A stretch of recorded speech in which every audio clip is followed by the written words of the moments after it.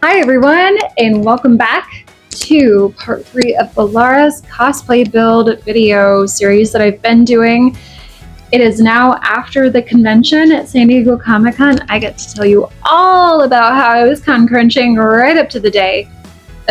Even though I thought I was on track, I was technically. There's just always extra things that come up that you can do to make things better and make them work better, and this project was no exception. So as we're leading into how I made the rest of this project, I am thinking of digitizing my patterns for Bellara, so that way if any of you are interested in also building her, if you want assistance in building her, I'm going to put up those patterns on Patreon, and where you can also ask me specific questions about how to fit things better, how to make things better proportioned to your body and your size, because I think that's really important for costuming because everybody's different. And I would love to be able to have that hands-on approach with all of you, especially as you're going through this in a similar way that I did. And we are not meant to exist in a vacuum, and community is really important. So I am happy to do this for y'all. But anyway, onwards to the rest of the video where I show you how I made all of these pieces. She's here. Her campsite version is finished, or lighthouse version is finished. The first thing I did was dyeing these trims and stuff, and even this fabric. So let's get to that. When dyeing any kind of fabric or material, you are going to want to make it wet and leave it overnight, so that way the fibers can soak up the dye that much better. I personally think it's best to leave it overnight, but your mileage may vary. As I was waiting for my fabrics to soak, I started patterning out the front skirt portion area. I even made my own bias tape out of slightly different colored linen, just because I thought it gave a really nice contrast.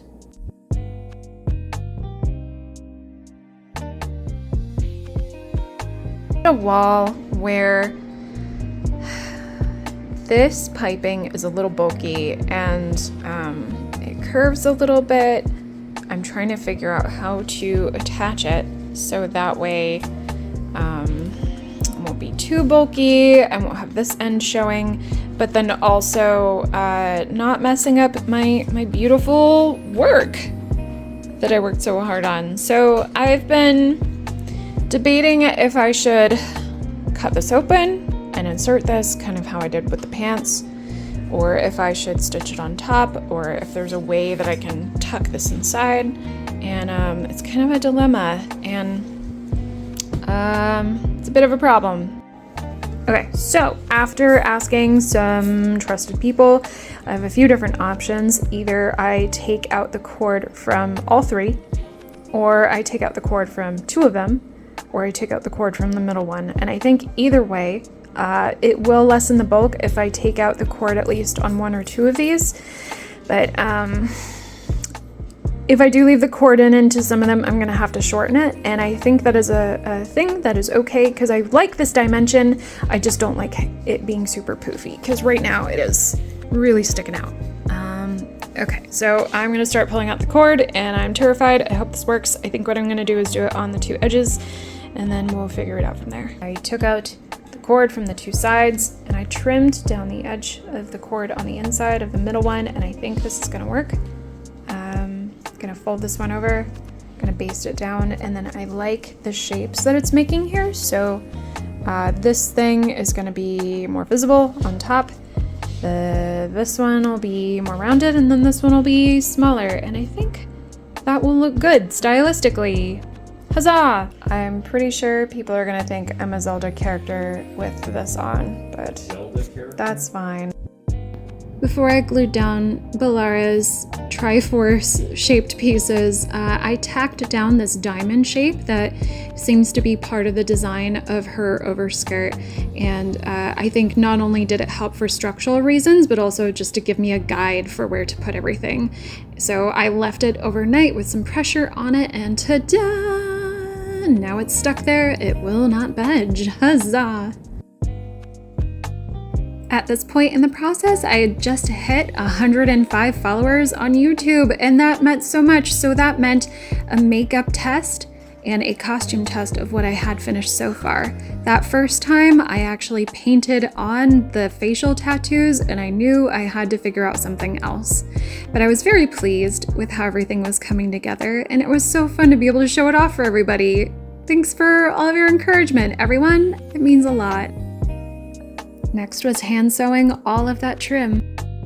I love hand sewing during D&D. Next up is dyeing the trim for Bellara's overskirt. We're gonna try and match it to this, which is the main fabric that I use for the overskirt. It is a marigold color, but it still kind of has a slight green tint. This is linen. However, I don't know what this is made of.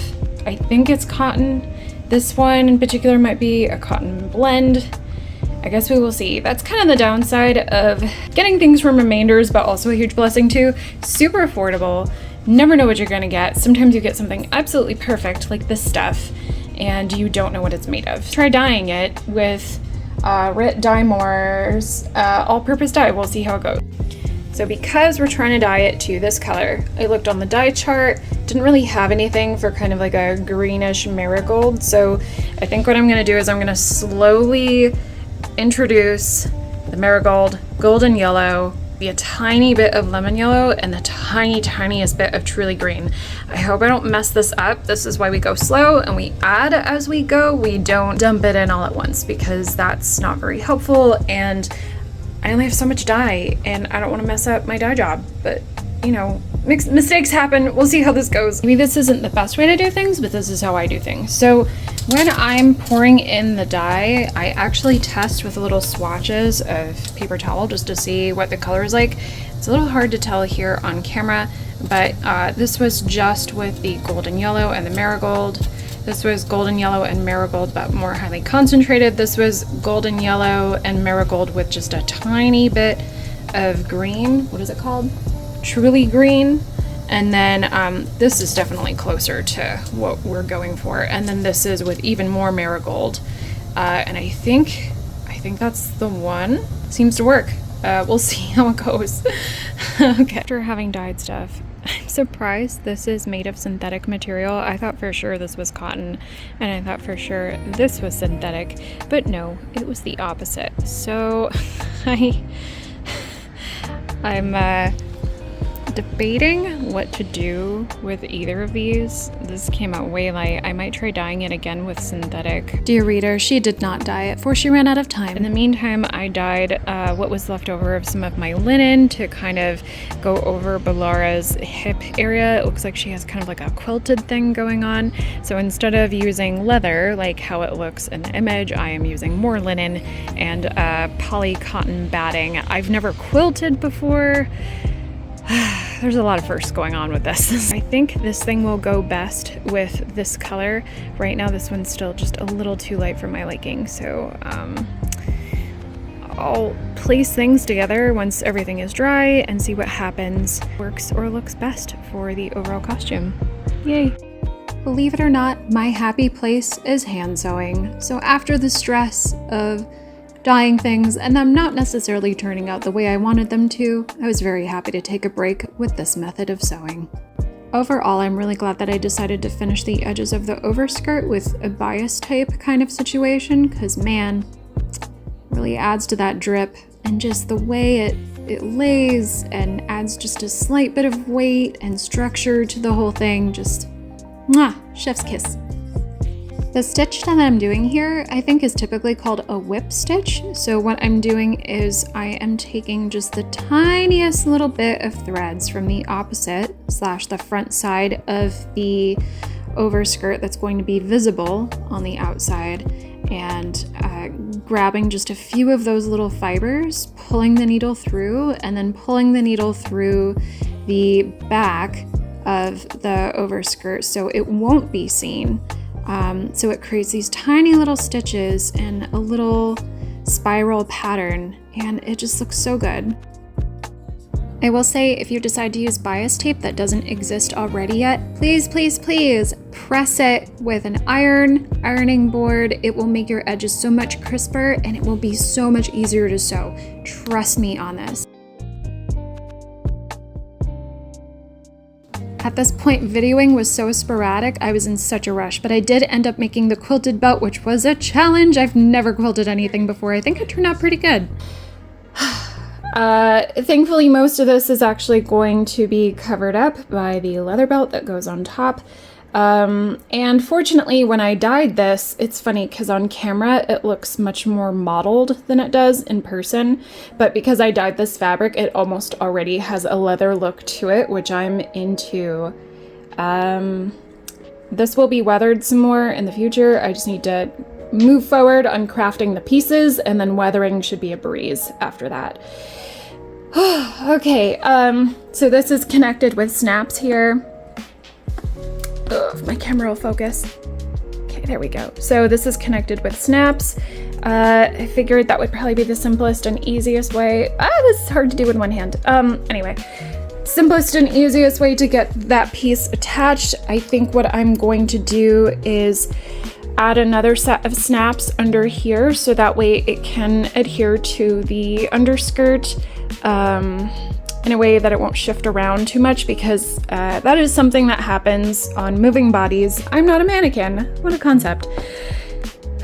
And I think I left enough room for the shirt and the pants and the overskirt to layer under this thing. So here's to hoping. I'm probably not going to finish this part, this top piece, unless I have time. It's not going to be seen anyway. It's going to be covered up by the leather belts, or belt. I don't know, I guess it depends on how much time I have. So that's quick crafting for ya. One thing I've never had to deal with before is considering the weight of leather. So these are pretty thick. These were supposed to be, or rather they are leftover pieces from an airliner that was making custom leather seats for their airplanes, which is pretty cool. This got donated to a friend of mine, Tony Swatton. He donated this to me. He said, "You're a cosplayer, you'll probably need lots of leather." And I was like, sure. So I brought home like 10 pounds of leather and fur, and that was wild. So it's going to a good cause. I didn't have to pay anything for this. This piece is much thinner. I've heard of and I've seen the wonders and beauties of fine, thinner leather. This I got for $3 at Remainders. Oh my gosh. Again, you just never know what you'll find there. And I think I will end up using this one for the gauntlet arms and wrist glove bits for Bellara. And these ones eventually craft into her bags or her backpack and also her belt. I've never made a bag before, much less a leather one. I have made leather things before, like with alloy and stuff. Considering I've never made a bag before, I found some tutorials and patterns, so I think I will be using those to modify and make them into the shape that I need for Bellara's side pouch, at least. She has one that exists on her hip. Don't know if I'll have time to make her backpack. That would be really cool if I did, but we'll see how that goes. If I do go with her side pouch, I'm gonna have to stick with a particular color, I think, and just keep moving forward with that color. Thankfully, I think I have enough here of the same color. Oh yeah, this one's good. I have enough here of the same color that I could do plenty with to make her hip pouch or the belt. But that's something that I have to think about moving forward. I do have leather paints. Shout out to Angelus Leather Paints. And we'll see how that goes. This is getting very chaotic. Updates might be sporadic from here on out. Filming might be sporadic from here on out. But she's happening. Took this pre-established pattern from the Sil and Pavel. I think that's what you call them. And I blew it up 300%, and I think it's pretty close to the size that I might need for Bellara. If anything, it's easier to size down than it is to size up when you already have a pre-printed pattern, at least I think, when it comes to stuff like this. Previously, the bag was like this big. So what I'm gonna do is I need to go through now and re-pattern out the actual shapes that I need. So I'll probably make like more triangular aspects of this. Same thing with that. The back strap of this is not actually going to exist, so that part will not be here. But I'm gonna have to figure out like a hook and loop system for how it gets onto my actual belt, but I can get to that later once these pieces are all sewn together and cut out, and or rather cut out and sewn together, because that makes more sense. After I adjusted my own pattern, I cut it out to see how the pieces would look together, and it seems proportional to my body and the size that Bellara would have it. It was then time to transfer the pattern to the leather, and placing it on the leather itself was a little tricky, but I had just enough to make it work. Use plastic clips for this part. It is so much easier to use plastic clips and figure out how things are pieced together, especially as you'll be sewing them. Also, to save time, and because I hate sewing gloves, I got a pre-made leather set of fingerless gloves that I painted over in order to make it match the rest of her gloved gauntlet look. It's recommended that before you start painting your leather, it's good to use a deglazer and preparer to not only get rid of oils, but also dirt and anything else that might make your paint a little messy and not even. So I started using this rich brown, and it seemed to help to go for the color that I wanted. It's still a little shinier than I wish it would. I had used a matte finisher on this. I can't really tell a difference, but maybe it just needs more coats. I've traced out my gauntlet glove extension from gloves that already fit me. Shout out to Vixen by Michelin Pit. They have great gloves. And I'm about to try sewing this very fine leather with heavy duty sewing needles. So let's see if that works. It even says it's for leather. I haven't done this before. Hope it works. Hope I don't break my machine. I ended up not getting footage of me sewing the gauntlets with the sewing machine, but I did succeed, thank goodness. Here is me patterning out the belt that goes over the quilted portion for Bellara's look. This gets more and more chaotic as you watch. What I should have done was do the pattern on one side and then flip it. But no, I was crafting on a wing and a prayer at this point and was not thinking clearly. So don't do what I did. Work smarter, not harder. Though to be fair, at a certain point when I did take this off the mannequin, I did end up putting the pieces together and seeing how even I could make it on both sides. So maybe let's just say I was getting a feel for the thickness of the leather and how it stretched and bent with the area that it was in. So not entirely dumb, but could have been done better. Here I am double layering the belt front piece, especially because I felt it needed to be more structured and I wanted it to have more of that thickness to it, so it could be more corset-like and kind of hold things together better.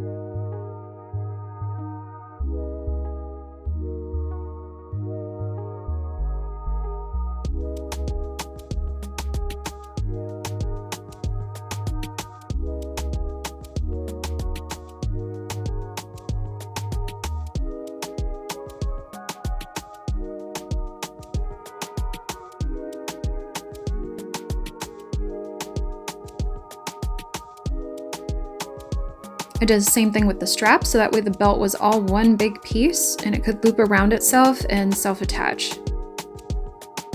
After I hand sewed the strap, everything was one big piece, and I used a leather punch to know where to hand sew all of the leather pieces together, as well as some reinforcement with a thing called Stiffy. Beginning to sew on the final trim for Bellara's overskirt. So this was the trim that I had dyed before, and I really loved this little pocket thing. I thought it was so perfect just to hide something tiny, like a key or in there or something. So I'm glad I kept this. I think the color is working out very well. And this will also probably be covered up by her hip pouch that's gonna come from the leather belt thing that I have. So I'm gonna be hand sewing this on. Belt is finished sewing. I still have to trim off some stuff. I have to finish the edges on it. It's pretty messy right now. Hi, corner. This is amazing. I couldn't have asked for more. So while Carter is here, she's gonna show you the belt. So what I'm gonna do is this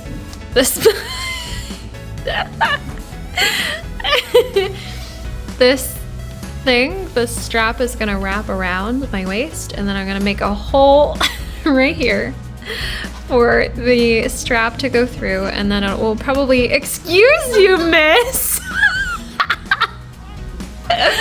Oh my goodness. How can I say no? How can I say no? I'm gonna have maybe like a buckle there or something to close it up with. Thank you, Carter, for modeling so wonderfully. She is getting very close to being finished. I really like the proportions of how this is coming out. This still needs to be trimmed and also painted, but it's coming along. I'm going to be doing some more with the belt over here. The way I plan this out is actually going really well. I want to put maybe a snap or two under this to make sure everything stays put, but man, she is coming together. I'm so pleased. 6 days left to go. At this point, the wig really needed to start getting worked on. I was so scared, guys. I normally craft scared. This time, I was terrified. I had read so many tutorials, I had watched so many videos. I'd never done anything like this before. So for a sculptural wig, I knew that it needed to have some kind of foam core base or the big bun that Bellara has, as well as being able to handle the center of gravity and torque and being able to take the bun on and off so that way I would not die in a public setting, because this thing is a monster. Let me show you what happened. Found a foam ball about the right size, so I took that home and I started working on the base.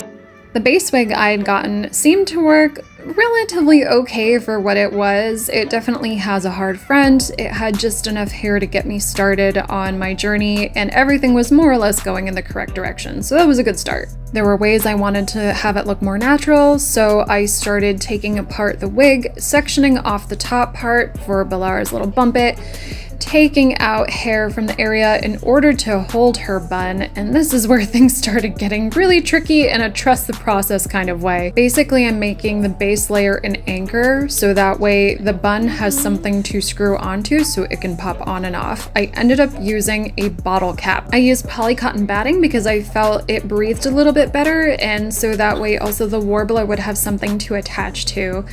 As this base was coming together, I used Warbler because it is a thermoplastic, it heats up very easily, it is somewhat affordable, and it just seemed to make the most sense for this build, so that way the torque of the bun would not make the bottom part fly off my head completely. I used a bottle cap. You really don't need anything fancy for this kind of thing. Use what you have laying around your house. Recycle. It's awesome. Welcome to my chaotic mess of wig styling this morning. So far we have the base. Lovely, lovely plastic bottle base. And this is the front of the wig. This is the base that I got. So what I'm doing is I'm figuring out how much hair or extra volume I need to crimp to make her little bump it that goes right here, and then the part that goes eventually out into her big bun that's over there.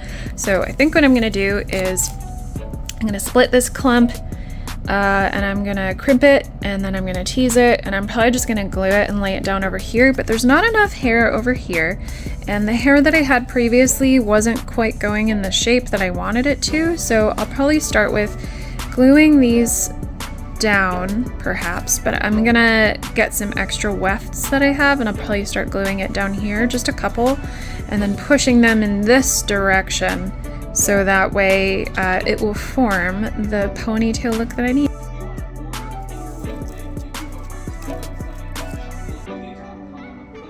This is a beautimous wig for Bellara so far. Bellara and I have become very close. Look at this beautiful bun base that I need to sculpt and cover with some batting like this stuff. Engineering's wild. Cosplay is engineering. She is covered in cotton batting. This is so much better than before. Now there is no shedding of foam glitter. Huzzah. And now I begin to place the hair on this. I'm a little scared. She's looking a little spider butt-y, but that's okay. Gonna fix that in a bit. After getting more cotton batting glued on, I started gluing down the rest of the hair in a pattern that made sense. So I brought the hair from the nape of the neck upwards and wrapped it around where the bun was going to attach. And then I did the same thing with the other hair that was all in front, trying to create volume, trying to create the shapes that her hair seems to make in the concept art. And I think I did a pretty good job. Wow, okay, so here she is all put together.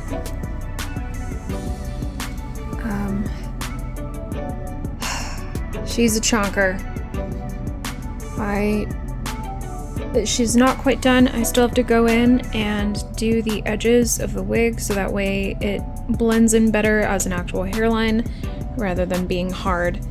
And then eventually I might go in and make an extra loop of hair to go around the bun, but I think for now it's doing okay. There are some areas where the glue seems to kind of become a little too shiny, or like bits of the base and where the base underneath seems to show through. So what I want to do is I'm going to get those root sprays, maybe in like a dark brown or a black, and just go over this to make sure that all of the white underneath will not be visible. But yeah, this was a huge pain in the ass. Do not recommend, but she is almost done.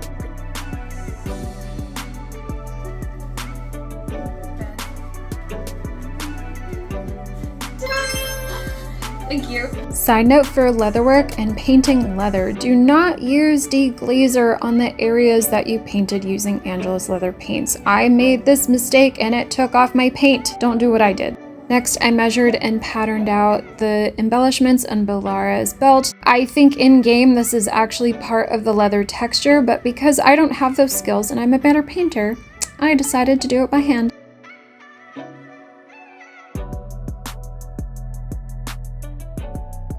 I also painted the trim on her gauntlets.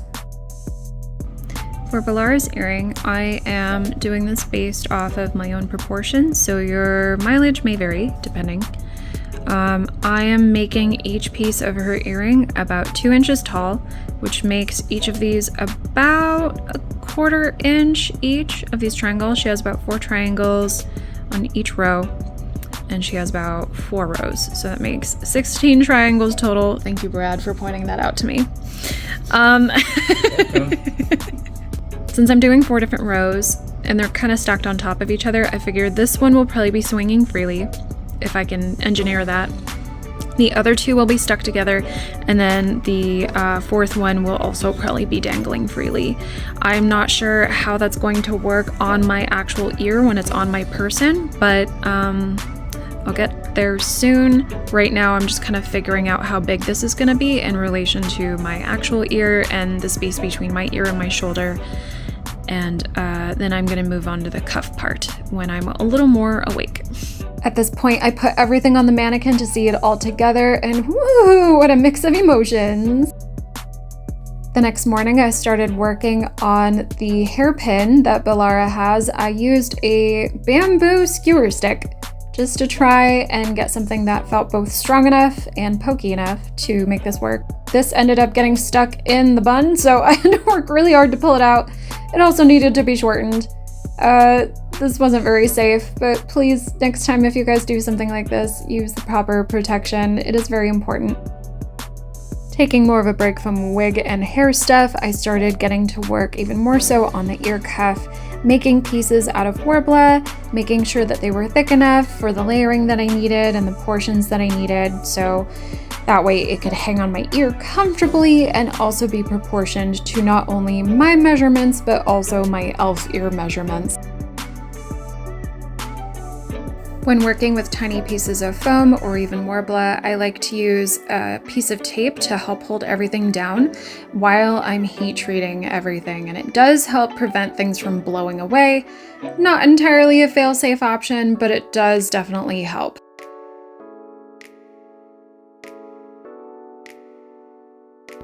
As you can see here, I'm using the heat from the hairdryer to quickly shape this into something that I want resembling the ear cuff. I'm making one side go over my ear and the other side loop around the bottom of my earlobe. It does help to work as fast as possible because this does end up cooling down and you don't want to stress out the fibers of it too much. You can continually reheat it, but I try not to. I think of it a bit kind of like dough. Really, you don't want to overwork the dough. I personally would rather not overwork the warbler either. It's like I'm making an ear cookie.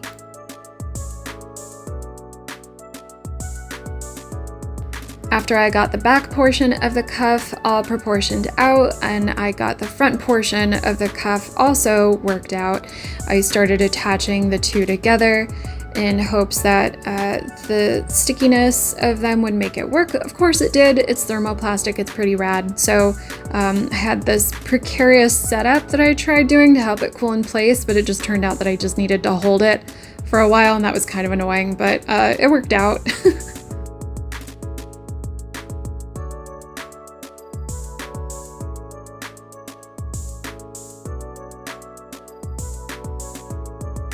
Since I was already doing warbler things for the ear cuff and the earring, I started working on the warbler parts for the hairpin. From what I've seen of the concept art, the hairpin seems to have the symbol of the veil jumpers, so that's what I went based off of. I traced it a couple times just to make the warbler a little bit thicker. It got a little janky at this point, but I was in such a hurry. I think I had maybe about 3 days till deadline at this point, and I just wanted to get it done. Next was priming and filling everything, getting it ready for paint.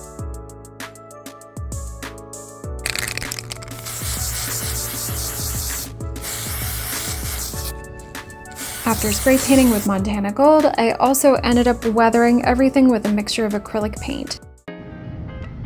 First time trying on the wig, this is kind of insane. It's a little heavy, but it's mostly the torque of the bun that is causing this to want to fall backwards. So I'm gonna have to put copious amounts of wig tape on my skin, which I'm a little bit nervous about. Plus I also need to add some more wig hair to the edges so it looks more natural. I'm overall pleased with how this looks, but I wish that I had figured out a way to empty out the foam core of this more to prevent weight, because the distribution of this is a little crazy and it feels crazy. So I think what I'm gonna do is when I'm at the party for Fandom, I'm probably just gonna screw off the bun and like carry it if it gets to be too heavy. It's gonna look silly, but sometimes you have to do things. But hopefully nobody will care, nobody will notice. Well, people might notice, but it'll be funny. It'll be a bit. It'll be fine. It did, in fact, end up being a bit. People asked me what it was. I said, it's my coconut, or it's my spider butt. And that was kind of funny for people who did not know. So I realized with how crazy this looks that if I glue on some extra hair wefts here that make it look more natural, if I use wig tape, it might actually rip those off, and that's not what I want. So I think I might just leave this hard front and see how it goes. I might try and add a few more little wispies just to make it look a little more natural, but I definitely need hair glued on back here to make the nape neckline look a little more natural, and maybe tuck this in and get rid of that. This is crazy! After doing the weirdest wig try-on in my life, I set out to paint the earrings according to the art that has been released by Game Informer. I think I got it pretty spot on, and I'm pretty proud with how these turned out. I think they look so pretty, especially in person. Oh my gosh. I got a lot of questions on how I did the facial tattoos the second time around. What I ended up doing was I took the artwork that we got from Game Informer, I traced the image of the facial tattoos from her face, and then I approximated about how much it might curve with the shape of her face, the game model's face. I flattened it, and then I adjusted it to my face shape and how my proportions would work with the placement of everything. So it took a couple tries printing it out, resizing it in Photoshop, readjusting things, resizing it again, reprinting it out in Photoshop, but I think I got it pretty good. And then I used Silhouette temporary tattoo paper just to print it out on my inkjet printer at home. And it works just like the temporary tattoos that you get at the grocery store. So you cut it out, you put it on your skin, you put water on it for 10 to 15 seconds, peel off the paper, and ta-da! It works. It was the night before the fandom party and I had just finished putting everything together, including my side pouch bag. I finished the closure on it. This I also made, sculpted it out of Worbla, painted, weathered, and then I attached it with heavy duty Velcro. And this still kind of spins a bit, but you know, what can you do? I'll figure out something later. But this is a functional bag. I even got to finish the hardware on it. Very, very pleased.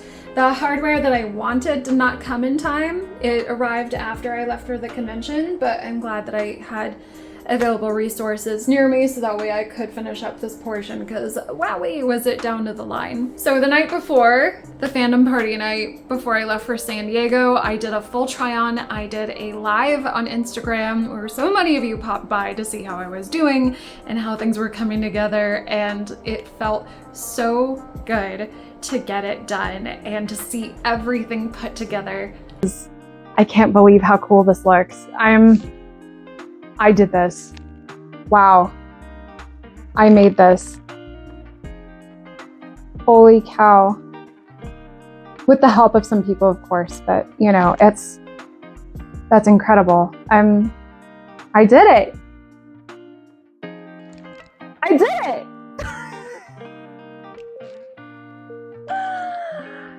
I'm shocked. I didn't think I could do it. We did it. Little did I know, the devs at Bioware knew I was coming and they were excited to meet me, of all people. That was kind of wild. And then I got to go to the party. I got the invitation. Boing. Boing, boing, boing, boing, boing, boing, boing, boing, boing, boing.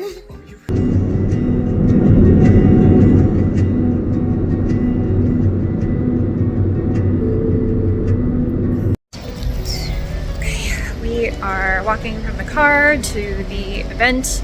It is about 5 blocks away, you said? 5 blocks away. We don't know if this tattoo is like a faction thing or if it's like a Dalish elf thing. I guess we'll find out. Hopefully we're not just throwing up some elven gang signs. Elven gang signs. Elven gang signs. I am a little anxious. My wig is kind of threatening to come off. I'm nervous that my wig will just completely fall off, but I brought wig tape just in case.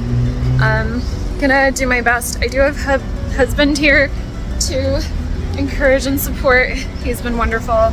You've all been wonderful. Thank you for your support through this. Now that it's time, the anxiety is really coming through. So I can't wait. How are you feeling? Good. Ready to party? Sweet. Are you ready to hear some Jason Derulo music? Yeah. I heard he fell down the stairs. Solus threw him down the stairs. At this point, it was utter chaos, just trying to find the line, finding the entrance to the Hard Rock Cafe. Being that we were the only other people there in costume was also very nerve-wracking. We did end up next to somebody in line who was wearing a great shirt that said F the Chantry on it, and they were doing a low-key Anders costume. So that was pretty great. It was so nice to be able to meet another Dragon Age fan. They're in line in person. As we were waiting, someone came up and popped by to say hi. And that was Corinne Bush. They were so sweet and wonderful. I didn't know that they were going to be there at the event, so that was definitely a pleasant surprise. We took a photo together. I could tell that there was some excitement around us being there. So that was really, really cool to experience. And then we got inside. Thank you.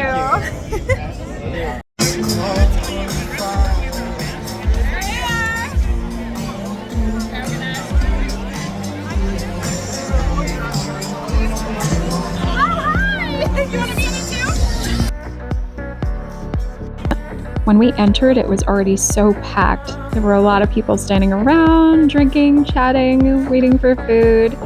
I decided to stand in line right away for the Dragon Age Veilguard photo booth just because I wanted to get it out of the way as soon as possible.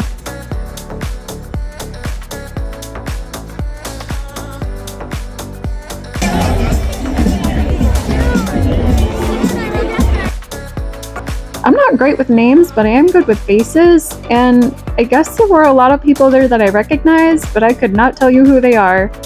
Some fancy folks. There was also a scavenger hunt that you could do. I don't know what the prizes were. They had us write down our email addresses in order to get them later. I haven't heard back yet about that, but if the prizes are out there, I would really love a Dragon Age themed prize. Yes, please.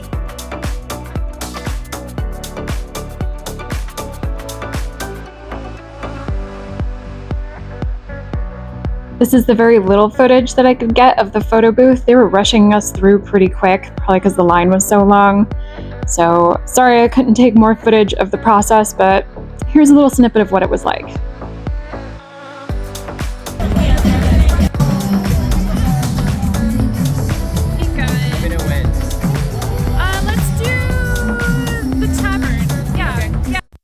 Here's how our photo turned out. After we were done taking our photo, some people came up and said hello to us.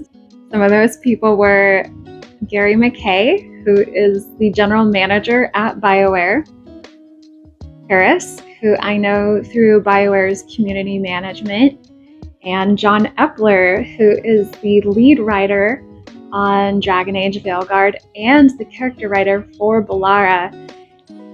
And then with him was Zach Mendez, who is the voice of Lucanus.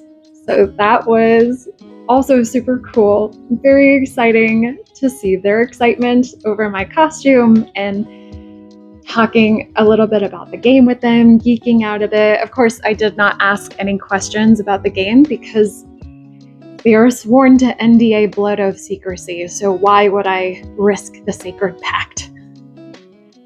But it was really cool. And then Gary said, do you want to come join us in VIP? And we were like, yeah. And let me tell you, if we had not joined them in VIP, it would have been a very different event. It would have been not as much fun. Now that we were in the VIP section, we got to hang out with even more of the devs. Saw Corin again, which was really delightful. Got to talk some more with Parrish Lay and some of the other animators and modelers that are working on the game as well. And that was really cool to just geek out with them over art and cinema and the shows that we're watching and the things that inspire us. It's not every day that I get to experience that with my artistic heroes, and I'm just so grateful that I got to have those moments with them. Of course, some of the voice cast was there. Lucanus, Zach Mendez was there. I got to say hello to Ali Hillis for a little bit. I've loved her work in Mass Effect as Liara, and I really like her work as Lace Harding in Dragon Age Inquisition, so I'm really excited to see more of what she's going to do in the upcoming game. And several other people were there. I think we might have been a little shy to say hello to each other, also because I'm just terrible with names and I never want to assume anything, so I played it safe. But it was just a really, really special, wonderful experience. And we also got to see Doug Jones, who I don't think has anything to do with the game, but he just happens to be places and he is such a delight. He will either call you a precious princess or a sweet puppy, and he will just envelop you in his wonderful character acting arms. But at a certain point in the night, unfortunately, I did start getting pretty sick. My chronic illness started flaring up, so we had to go shortly before the Jason Derulo concert started. As we were leaving, we got these posters from Jason Derulo, He looks kind of God of War, Horizon Zero Dawn-esque. A little Assassin's Creed in there too. I guess he has his own comic books. The party wasn't so much necessarily about Dragon Age. It was more advertising for the game, I think, and some of the things were themed a little bit around the game. But it felt more like an advertisement for the game, or that it was part of the game's advertisement and marketing. Other than that, it was, you know, an industry type party. It was interesting to see all the people that were there and who was showing up, and I'm sad I didn't get to stay for the music. Jason Derulo singing the Lost Elf theme. I still had a really good time, and it's not something I will forget ever. It was really special. To the people at Bioware and EA who helped make it happen, who helped get me an invitation, thank you. You have my gratitude so much, and it was a pleasure to be there and represent the game.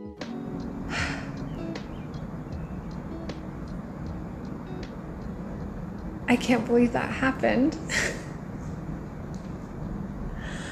I had such a good time. It was so special. Everyone was very wonderful and sweet and very excited to see my costume. Yeah, you can tell how much love they put into this game and how much work they've been putting into it. And I can't wait to see more things soon, I think. I know there's more to come, there's gotta be. I'm very grateful. This was so cool. So cool. Then on Saturday, I happened to go by the Bioware booth to just say hi briefly. It was the first time I had been in the convention center all weekend. I got to go by and prove that I was in the Discord server, so I got some cool pins of the characters and stuff, and I inadvertently made myself the Bioware booth babe for 15 minutes just by showing up in Commander Shepard. So a lot of people got excited and took photos with me at the booth. Erika Ishii's girlfriend was there and wanted my photo of us awkward prom pose. It was wonderful. And then Sunday, I went to the dev signing, and that was really cool to see them again. This time I got to see Ashley Barlow, and I got to ask them some fun little questions. In case the subtitles aren't quite clear enough, or if you can't hear what I'm asking, my question was to the devs for each of them: if you could cosplay any character in the game, like if a genie could just snap their fingers and suddenly you could cosplay as this character, which one would it be? Or if they had trouble answering, I asked them, who do they most feel close to in terms of character, like who speaks to them more as like who they are as a person. And I got some really cool responses, so check it out. Oh, hello, stranger. How are you? I'll answer if I can. Hello. Oh yeah, we'll be fast.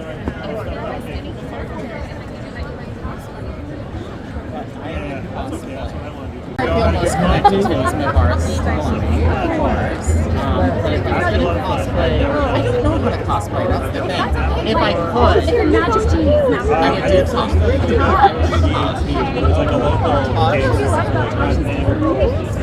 So I'm in love with the Canary. Just full stop.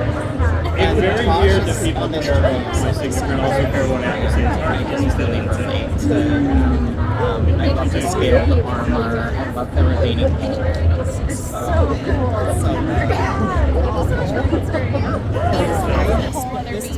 It is wild. Yeah, we know. spent a lot of years So the working question on I'm the asking everyone Sims. is, what character would That's you me. cosplay as a magic That's so different than Dragon Age. Kind of. Yeah, what is it about him? I just like how he's so stylish and suave, and he's got the. I love the crows with the feathers and everything. Yeah. Yeah, absolutely. Like Lucas 100% of the time. It's fantastic. Thank you so much. Good to see you too. Hello. Hello. So I sent some people we didn't know, so that was a very strange one. How are you doing? Oh my god, we're dying. I've done all the Dragon Age so far. So on this one, I'm the creative director, and also I wrote Bellara and And her hat that looks like a little shreddy. So John, obviously,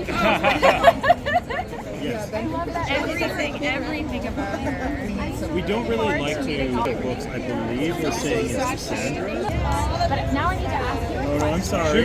So I'm asking everyone which character. You're very welcome. It's not that they doesn't get any so changing the character's costume. Anywhere is okay. How's your fun? I'm gonna go with Dabber. Yeah.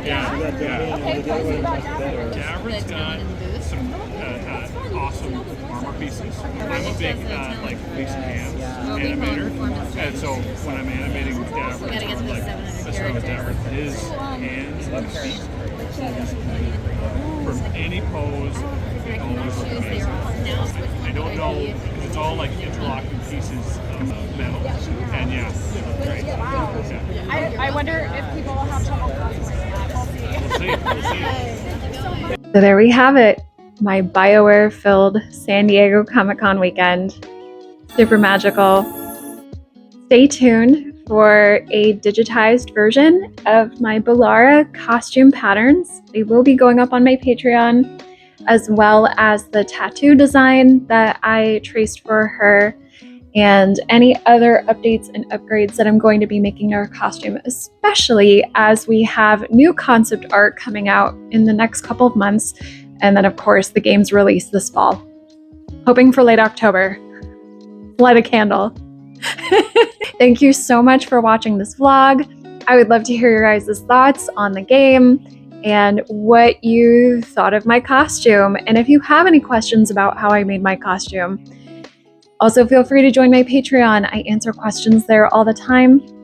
And I'm really excited to connect with everyone, especially over this game and the coming months of all the excitement and announcements that we'll be getting. So thank you. Stay curious, and I'll see you later.